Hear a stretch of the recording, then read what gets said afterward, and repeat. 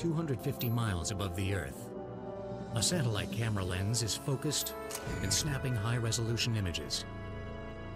The subject is not a weapons factory or a military convoy. It's a field of cotton in central California. Digital Globe, an imagery and information company, operates the world's highest resolution commercial photography satellite.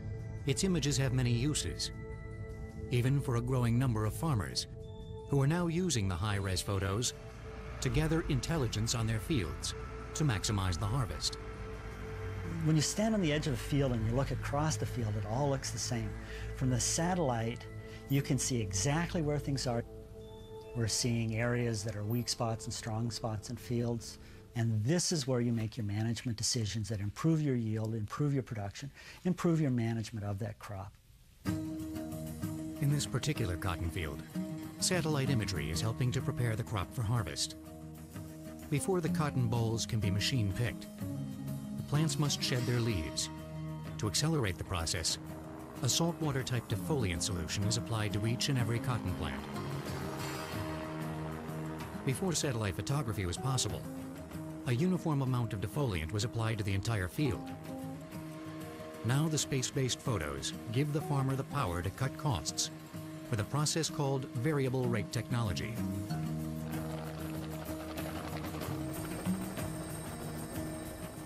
Using our imagery, we can see the amount of vegetation that's present.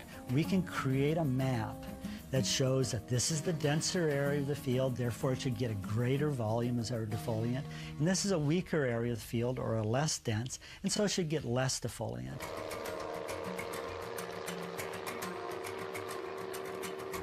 The helicopter spraying mechanism interfaces with a computer controller and a global positioning system.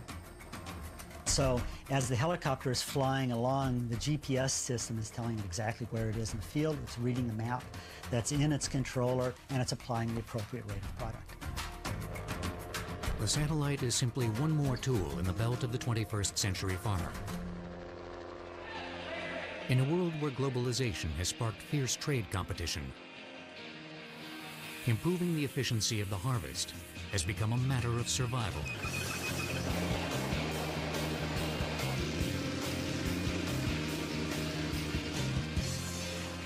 Finding new ways to substitute the human hand with better and faster machines has revolutionized harvesting in the last 2 centuries. But before machines came to dominate the fields, harvesting crops was decidedly less complicated. Between 6,000 and 7,000 BC, in the Middle East, the first hand tool used in the act of reaping or cutting was a straight knife made of bone. In the same period, the Egyptians began using flint-bladed curved sickles. The forward curve of the blade enabled a worker to cut more quickly through a handful of standing grain. As sickle designs improved, a worker was eventually able to cut nearly 1 acre of wheat per day. But millennia of stooped, uncomfortable work with a sickle finally yielded a simple upgrade. In 9th century Germany and other northern European nations, one of agriculture's most important advances revolutionized the grain harvest. The long-handled scythe had a much larger sickle blade designed to be used in a standing position. With a scythe, a man of average strength could cut 3 acres of wheat in a single day. But the scythe had a major drawback. When the blade cut the wheat stalks, much of the grain was lost when it fell and shattered on the ground. The final improvement of the scythe was born in North America during the colonial period. So what they did was they put a little wood basket behind the scythe, and that was a cradle, and that was an enormous and sometimes forgotten evolution in the grain harvesting. The cradle caught the cut wheat before the grain could shatter on the ground. In the vast grain fields of America, the size of a farmer's crop was limited by how quickly the grain could be harvested. In the 19th century, gangs of traveling laborers were necessary to harvest the growing acres of wheat America needed for its tables. Farmers needed a better method. It is often hotly debated who invented the first successful mechanized reaper. In 1831, a Virginian named Cyrus Hall McCormick debuted his version. In 1833, a Maine Quaker named Obed Hussey made it a competition. Both machines were revolutionary, but a head-to-head contest in 1843 determined that McCormick's reaper was superior. Hussey's machine couldn't seem to cut wet grain. The McCormick reaper signaled the dawn of mechanized harvesting. Its design was simple. When pulled by a draft animal, a single ground wheel powered a horizontal blade that cut the stalks as the reaper moved forward. The ground wheel also powered a rotating reel that pulled the cut wheat onto a platform. One worker raked the wheat off the platform into piles for later bundling. A second worker rode the horse. It was a simple concept that enabled two men to cut up to 12 acres of wheat in a single day. A critical milestone in agriculture. The U.S. government decided that McCormick's reaper was far too important to let one man control production. In 1848, McCormick's bid for a patent extension was denied. The reaper simply cut the crop. The grain kernels still had to be threshed. That is, separated from the chaff or plant stalk. For this, mechanized threshers replaced the age-old task of hand flailing the grain kernels to separate wheat and chaff.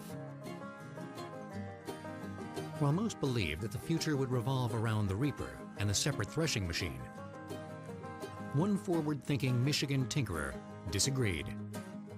In 1835, Hiram Moore was inspired by a friend's dream.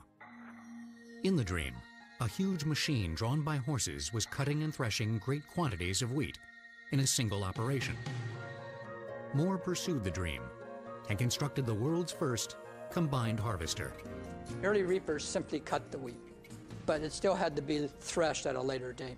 The combines combined the thresher and the cutting apparatus into one machine. Moore's combine cut the wheat, then used a rotating cylinder with spiked teeth to thresh the grain kernels from the stalks. Eastern farmers were already sold on McCormick's reaper, and the combine had trouble harvesting wet grain. So in 1853, Moore shipped his invention to the huge dry wheat fields of California. It was there that the combine began its ascent. By the end of the 19th century, the advent of steam power, followed by the internal combustion engine, replaced horses with tractors that towed the combines. But one more advancement remained.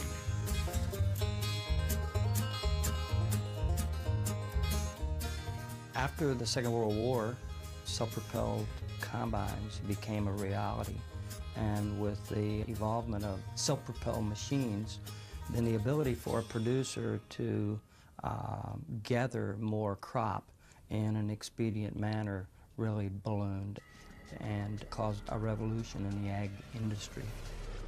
Leading the revolution was John Deere's self-propelled Model 55 combine, an icon of grain production. What was once 5 men and 40 horses was now 1 man and 1 machine. During that time frame, producers were getting larger. More acres were under cultivation. The demand for higher capacity machines was pushing the development of greater technology. And as that happened, then we developed larger machines.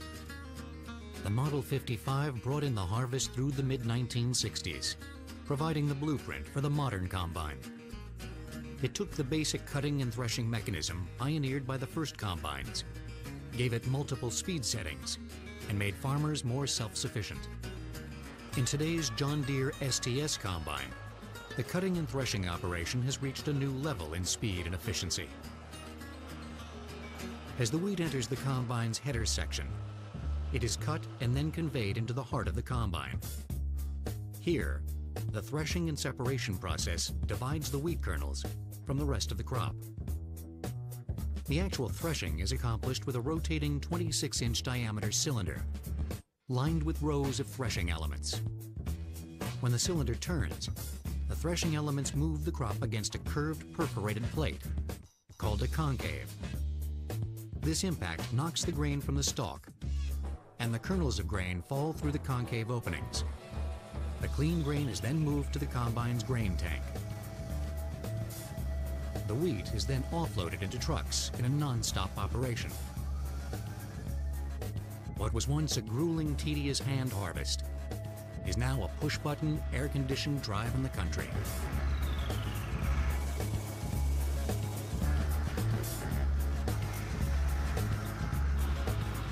I would equate the environment that the operator works in today much the same as people who work in an office.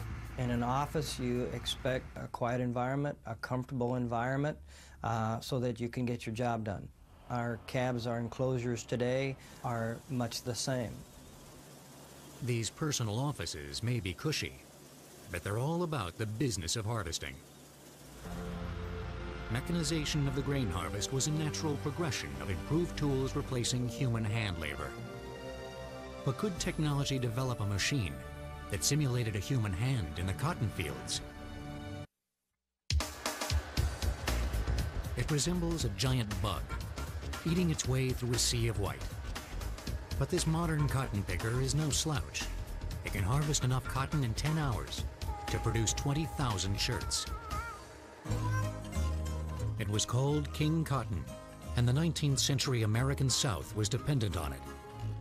The cotton revolution began when a Virginian named Eli Whitney invented the cotton gin in 1793. The gin mechanically removed the cotton seeds and allowed mass production in the South. But feeding the gin required armies of hand-picking slaves. When the Civil War ended slavery, the laborious task of hand-picking cotton continued. Dirt-poor sharecroppers and laborers endured back pain and blistered fingers to tear the small pods of fiber and seed from the plants. On average, an adult field hand could pick 90 pounds in a day's work. But harvesting productivity changed little through the middle of the 20th century. Cotton harvesting was finally mechanized in 1942, when International Harvester debuted the first mechanical cotton picker. By 1950, machines like John Deere's number 8 picker revolutionized the cotton harvest. When we introduced the number 8 cotton picker, it was the first self-propelled 2-row cotton picker. In a day, it could do the same work as 80 field hands. The pickers replaced human hands with rows of wickedly sharp spindles that grasp and spin the fiber from the plants. This modern 8-ton cotton picker harvests 6 rows of plants simultaneously and is capable of picking 70 to 75 acres in a single day. In a race with the weather, workers on the Stoneland Farm in Central California are using 2 6-row pickers to harvest 3,600 acres of cotton in under 30 days. The main thing is to get it in before the rain, so we're trying to push as long as we can. We start up about 8 o'clock in the morning and work till 10:30 at night, actually harvesting.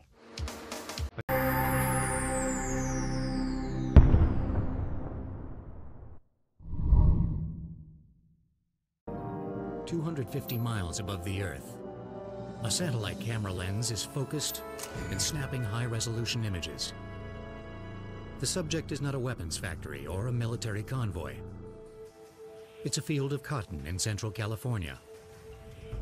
Digital Globe, an imagery and information company, operates the world's highest resolution commercial photography satellite. Its images have many uses, even for a growing number of farmers who are now using the high-res photos to gather intelligence on their fields to maximize the harvest.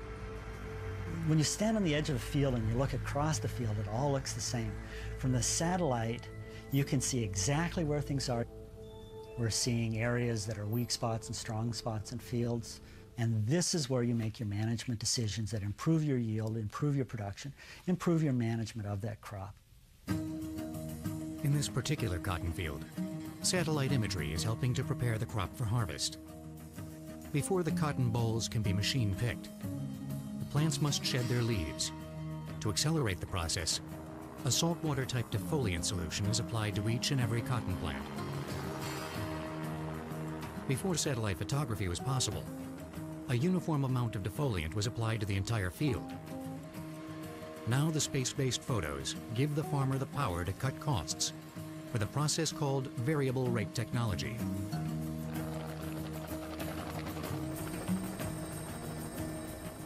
Using our imagery, we can see the amount of vegetation that's present.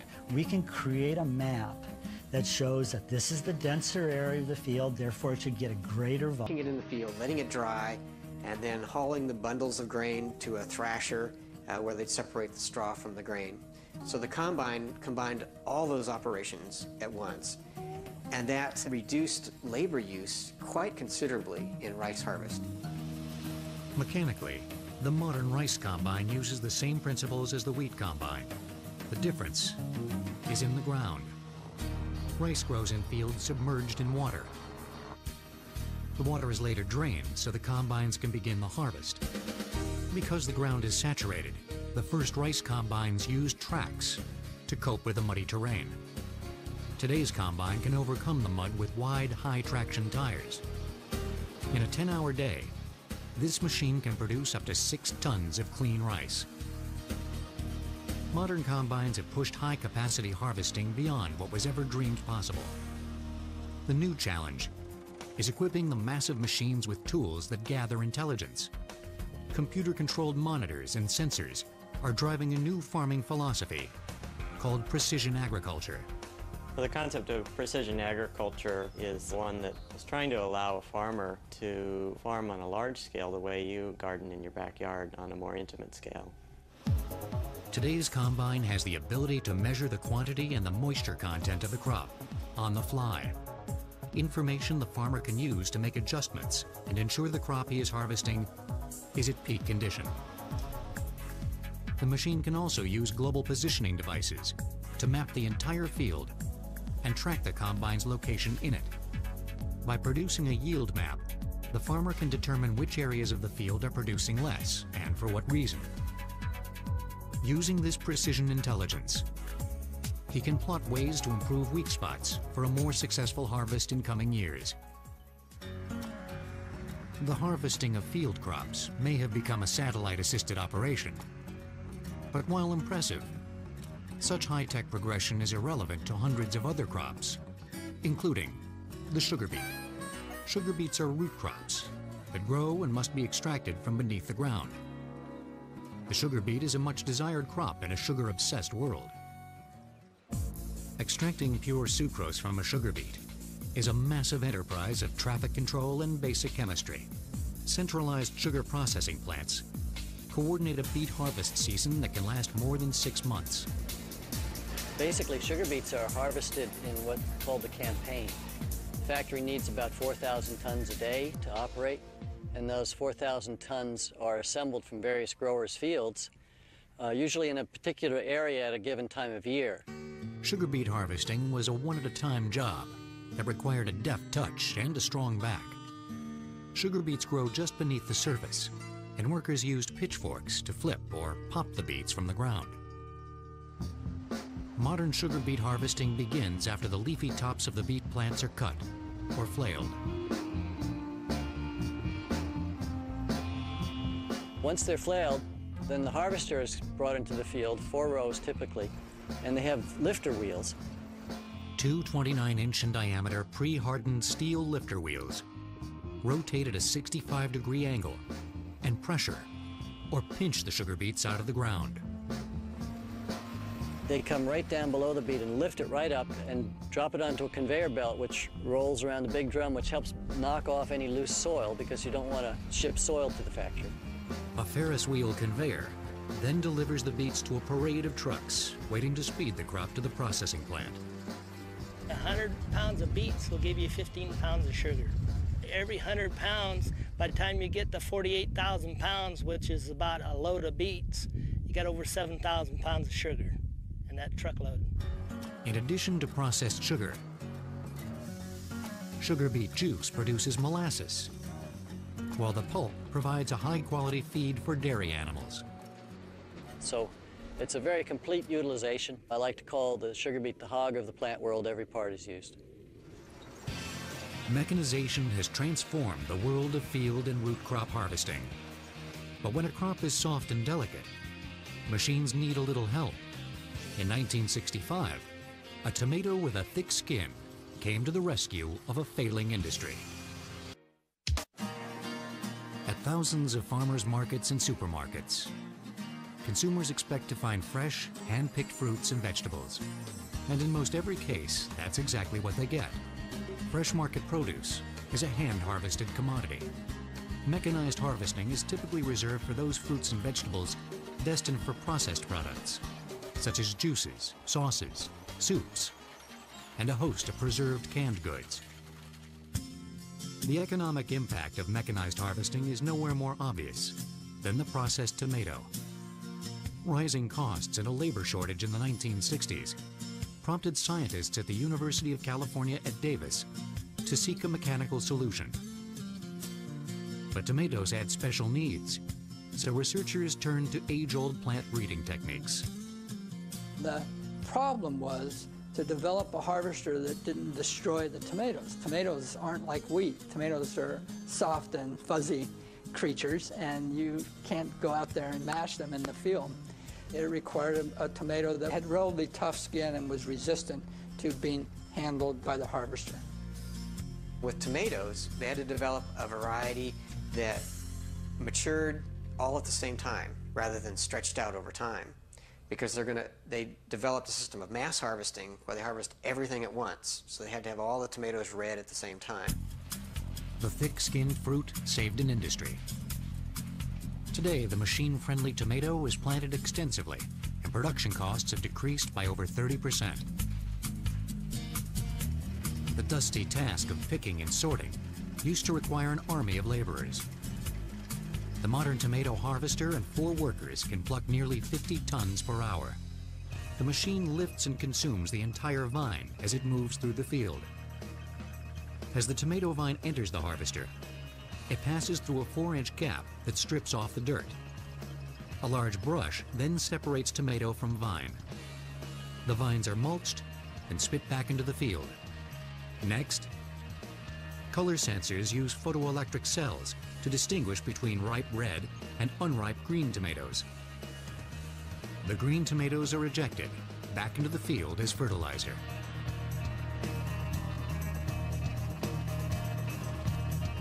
Human sorters perform a final quality check before the tomatoes exit the harvester into a constant stream of waiting truck trailers.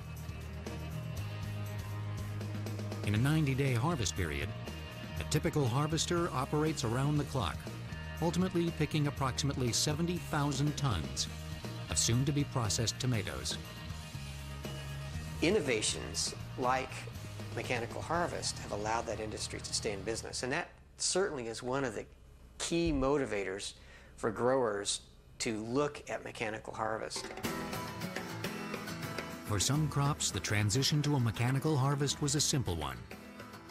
Nowhere is this more the case than with a nut harvest. Nuts have hard shells, and careful handling isn't an issue. In North America, Old World walnut trees were first planted in the West when Spanish Franciscan priests established the California missions in the late 1700s. These first trees sprouted an industry that thrives today. Walnut harvesting was traditionally a hand operation.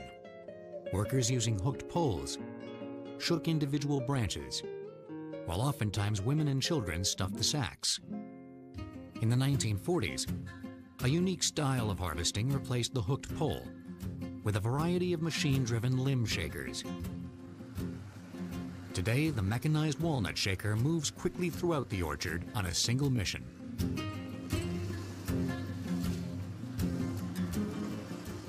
It's designed to grasp the trunk of the tree and shake the whole tree at one time.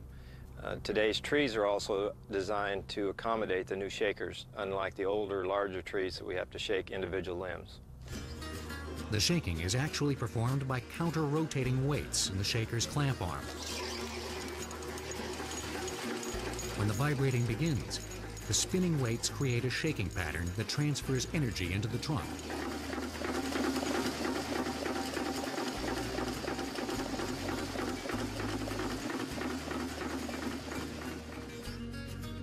The shaker is closely followed by a swarm of support vehicles, intent on finishing the job. Once they're on the ground, we have mechanical sweepers that come in and sweep the product into a windrow or a narrower row of walnuts. Once they're into a narrower windrow, then we have a harvesting machine that comes in and physically picks them up off the ground and puts them into a cart behind the harvester. A shuttle system ferries loads of walnuts between the harvesters and truck trailers, where the nuts begin their journey to the dehydrating plant. On average, an acre of healthy trees will produce 2.5 tons of walnuts. Mechanically harvested nuts benefit from a hard outer hull. The fall does little to damage the final product.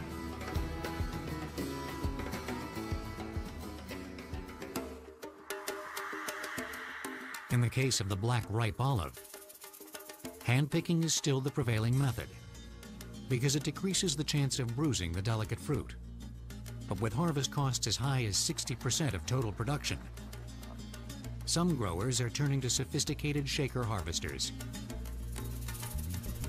The canopy shaker features fiberglass picking rods that shake the tree branches, causing the olives to detach and fall. An operator guides the picking rods into position. The rods oscillate at 250 revolutions per minute as the harvester creeps forward at 3 miles per hour. The olives fall onto padded belts and are then conveyed through an air blast separator, which blows out the leaves and twigs. The olives are deposited into removable bins. On average, an acre of trees will produce 4 tons of olives. But the harvest is far from perfect. Presently, we're able to capture approximately 80% of the fruit on the tree. In comparison, a hand crew probably gets 90 to 95% of the fruit. So we lose a little production by leaving it on the tree, but we're able to do it at such an economic advantage that there's more dollars at the end of the year for us. Like olives, the hand harvesting of many fruit and vegetable crops is difficult and becoming more costly to growers. But in some cases, using technology to assist rather than replace workers makes for a highly productive harvest. Central California's San Joaquin Valley is the richest farm belt in the world. Its mild climate and nearly 6 million acres of farmland play host to some 350 different crops. Harvesting these crops requires a delicate balance of mechanization and hand labor, where machines can't feasibly do the work. Farm laborers, usually hired on a temporary basis, provide the muscle. For decades, California has depended on its neighbor to the south to supply the workers. The stream of Mexican labor began during World War II, when Franklin Delano Roosevelt initiated the Bracero program. Known as the strong-armed ones, the Braceros were a temporary labor solution to replace farm workers drafted for war.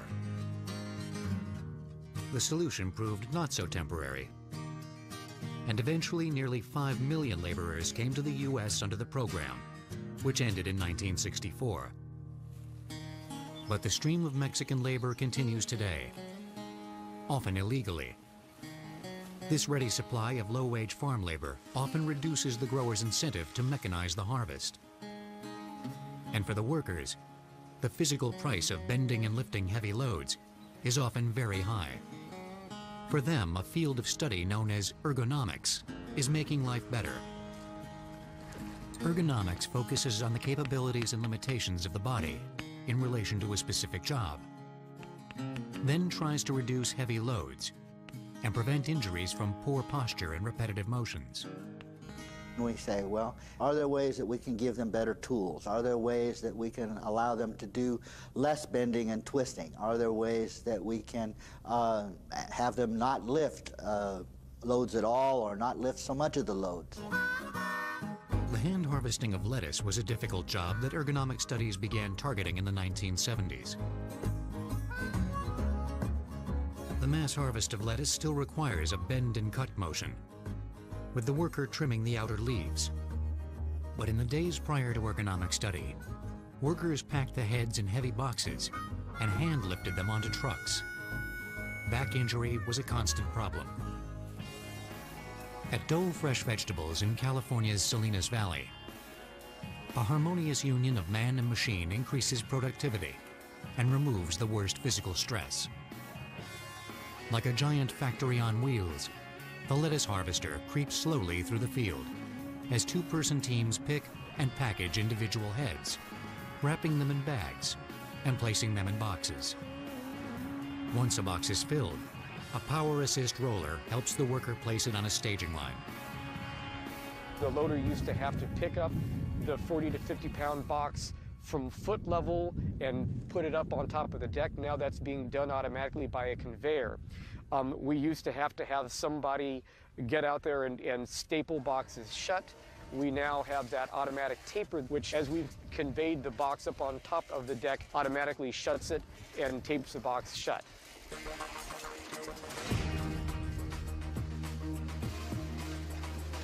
For restaurants or institutional customers that require unwrapped or naked lettuce, a second harvester uses a precision pack method. Here, the lettuce is actually machine packed prior to its journey for post-harvest cooling.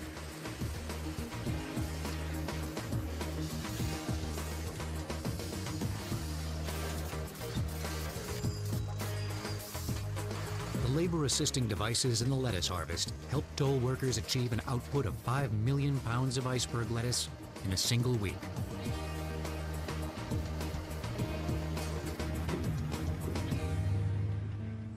But in some harvesting operations, ergonomic solutions are often surprisingly simple. The hand harvesting of wine grapes has changed very little over thousands of years. Workers cut the stems with hooked knives and place the bunches into bins. In field surveys, ergonomics researchers found that almost 60% of grape pickers suffered from persistent back pain. So we said, well, what is it that we can potentially do about this lifting job? And one step is we could eliminate the lifting. Another step is, well, suppose we don't eliminate the lifting, but we just reduce the amount of weight they're lifting. A full bin of grapes weighs 57 pounds on average. By designing a smaller tub to decrease the weight by just 11 pounds, injuries were reduced by 80%, with no noticeable change in productivity. The development of a mechanized grape mover, which mechanically lifts and empties the bins, is removing even more of the weight burden and speeding up the harvest. Because grapes are such a delicate fruit, hand harvesting is the desired method. However, a 400% increase in wine production in the last 30 years forced growers to consider a mechanized solution. The challenge, of course, in mechanically picking grapes is in doing so without bruising or damaging the fruit. The Core Van Orborotor harvester applies gentle vibration as it passes over the vine row.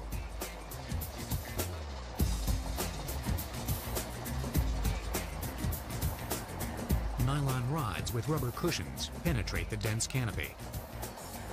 The rods oscillate at 700 to 1,000 strokes per minute in a circular motion. The gentle vibration causes the ripe bunches to release and fall straight down without damaging the grapes. The idea of this is to simulate hand harvest to be as close as hand harvest for the premium and wine grapes and do the least amount of damage to the vines. When the grapes detach from the vines, a conveyor captures the bunches and transports them on a series of conveyors. A fan system blasts the grapes with air to remove the leaves and other debris. By doing this, the only thing that we're picking is the berries. No leaves and no damage, and we're putting them straight into the bin. It makes this easier for the winemakers because they have less foreign material to pull out, and it's just straight product that can go right into the press. Depending on the grade of wine and the speed setting, the harvester is capable of picking anywhere between 3 to 30 tons per acre in a single hour. Such high capacity is a big advantage, but the rougher handling compared to the hand harvest can cause greater damage to the fruit. When the juices leak from damaged grapes, there is a greater chance for contamination, ultimately affecting the winemaking process. What the mechanical harvester has done for grapes is even more pronounced in the labor-intensive raisin harvest. The tried and true method used to involve hand-picking the fruit and wrapping them in paper rolls for protection. The raisins were sun-dried in the field and periodically turned over several weeks before retrieval could begin.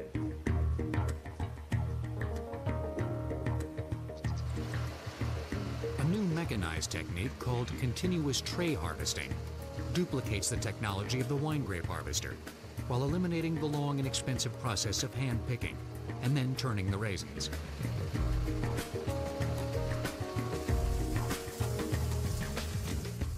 The raisins are laid out on a thin sheet of paper, which is a 1/4 mile long usually, and 1.5 berries thick. And what this allows us to do is get a consistent drying with no dirt and no human touching our raisins, and we're going for pure quality.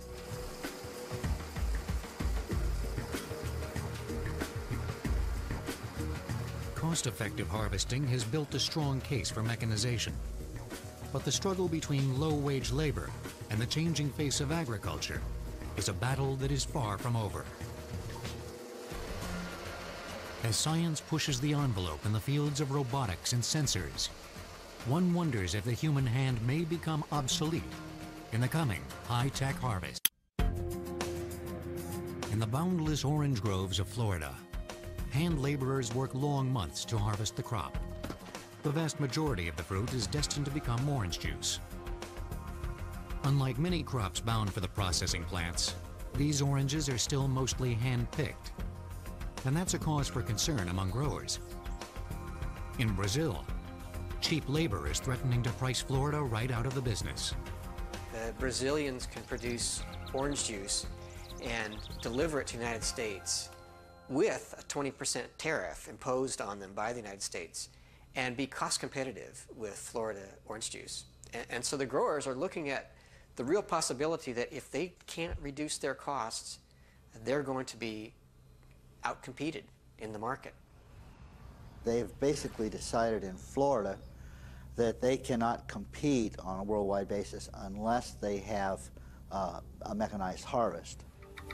Mechanizing the harvest would theoretically reduce the growers' harvesting costs.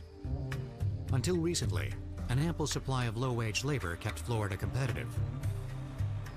But the price of labor has increased, and a crackdown on illegal immigration is causing a labor shortage. The Florida Department of Citrus is conducting research into the daunting task of mechanizing the orange harvest. Various canopy shakers, shake and catch, and trunk shaking machine prototypes were evaluated in field tests. The best are able to reduce the cost per field box by 20 to 50% over hand picking. But many obstacles remain. In some cases, orchards must be redesigned with a uniform distance between trees to accommodate the large machines. And because so many orchards are small and independently owned, coordinating the mass effort will require time and patience. Florida oranges are but one example of the changing face of harvesting. Today, science is testing a host of new technologies to gather crops and ensure higher quality. Sensing technology is promising more precise quality control of the harvest. One scenario envisions offering consumers a better quality product with high-tech sugar sensors.